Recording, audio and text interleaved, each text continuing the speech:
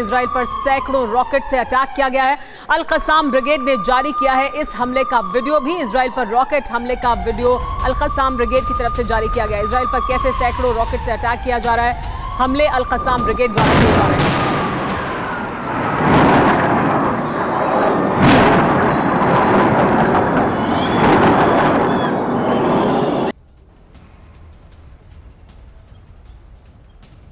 एक और बड़ी खबर आपके सामने, जहां इजराइल के अशदोद से हैरान करने वाली तस्वीरें सामने आई हैं। बता दें आपको, इजराइल पर हमास ने बड़ा हमला किया।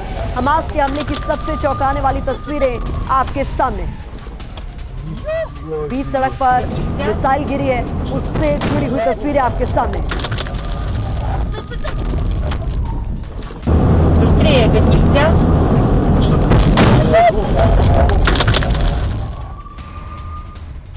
और अगली बड़ी खबर, हूती विद्रोहियों के हमले का वीडियो जारी हुआ है। हूती विद्रोहियों ने यमन से इजराइल पर मिसाइल दागी है। 2000 किलोमीटर दूर से यमन ने यह मिसाइल अटैक किया है और इसकी तस्वीरें भी जारी की गई।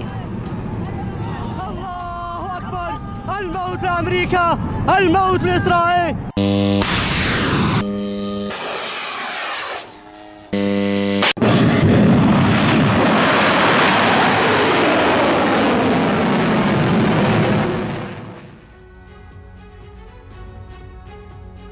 हमले हो रहे हैं लगातार, लेकिन आइए आपको एक मैप के जरिए बताते हैं कि दरअसल इजराइल पर हमले कैसे किए गए हैं और कहां से ये हमले हुए हैं। देखिए, हूती का इजराइल पर बड़ा हमला है और हूती ने युद्ध भी डिक्लेयर कर दिया है।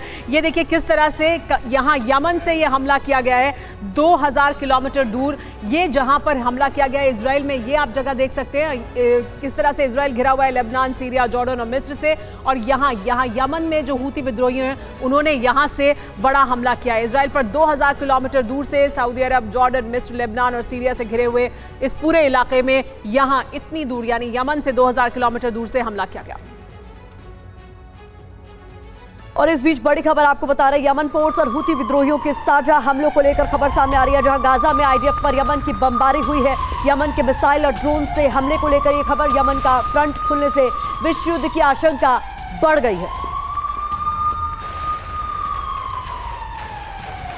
तो ये तस्वीरें आप देख रहे हैं, यमन के मिसाइल और ड्रोन से हमलों से जुड़ी हुई तस्वीरें सामने आ रही। यानी अगर यमन का फ्रंट खुल गया है तो समझ लीजिए कि खतरा कितना ज्यादा और बढ़ गया है। इस तरफ से हूती एक बड़ा चैलेंज बनकर उभर रहे हैं इजराइल के फोर्सेस के लिए। तो गाजा में आईडीएफ पर यमन की बमबारी की ये तस्वीरें आप देख रहे हैं।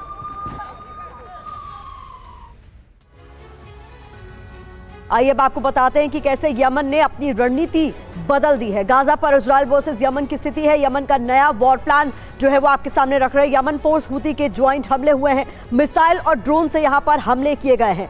तो ये आपके सामने पूरी जानकारी हम रख रहे हैं, किस तरीके से मिसाइल और ड्रोन से हमले किए गए, उससे जुड़ी हुई तस्वीरें भी इस वक्त आप देख रहे हैं। यमन का वॉर प्लान दरअसल बदलता हुआ नजर आ रहा है। इजराइल पर सीधा हमला यहां पर नहीं किया जा रहा है, ये भी उनकी रणनीति का हिस्सा है। अब गाजा में जहां पर आईडीएफ की फोर्सेस मौजूद है वहां पर यमन हमले कर रहा है, हूती विद्रोही हमले कर रहे हैं। गाजा में आईडीएफ पर यमन से मिसाइल अटैक की तस्वीरें भी अभी कुछ देर पहले हमने आपको दिखाई। इजराइल में मिसाइल सिस्टम से हमले हालांकि नाकाम भी कर दिए गए हैं, ये भी बड़ी खबर निकलकर सामने आ रही है। हमने आपको नक्शे के जरिए भी दिखाया कि किस तरीके से इस 2000 किलोमीटर की दूरी पर यह अटैक किया गया। मगर गाजा में डिफेंस सिस्टम की कमी है, जो एक बड़ा चैलेंज हो सकते हैं इजरायली फोर्सेस के लिए भी। गाजा में आईडीएफ पर हमले आसान है हूती विद्रोहियों के लिए। इजराइल की जगह गाजा में आईडीएफ पर हमले किए जा रहे हैं, ये कुछ यमन की नई रणनीति के तौर पर नजर आ रहा है। ये है यमन का नया वॉर प्लान और इसी पर हमें ज्वाइन कर रहे हैं हमारे संवाददाता एशकलोन से मनीष झा। मनीष, क्या इजराइल के लिए हमास से बड़ा खतरा हूती साबित होते दिख रहे हैं?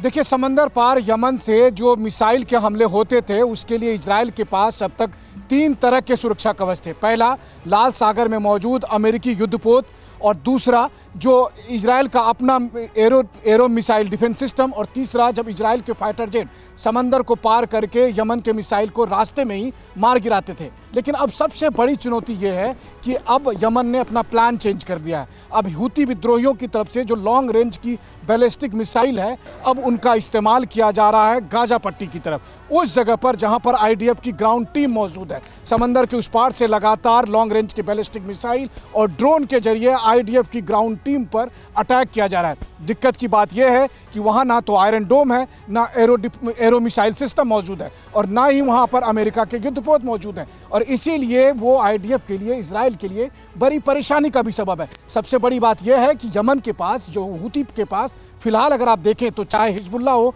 या हमास हो, उनसे कहीं ज़्यादा घातक मिसाइल और ड्रोन मौजूद है। ऐसी स्थिति में निश्चित तौर पर हूती ज़्यादा बड़ी चुनौती बनकर आ सकते हैं, खासकर तब जब यमन ने आधिकारिक तौर पर जंग का ऐलान किया हो तो।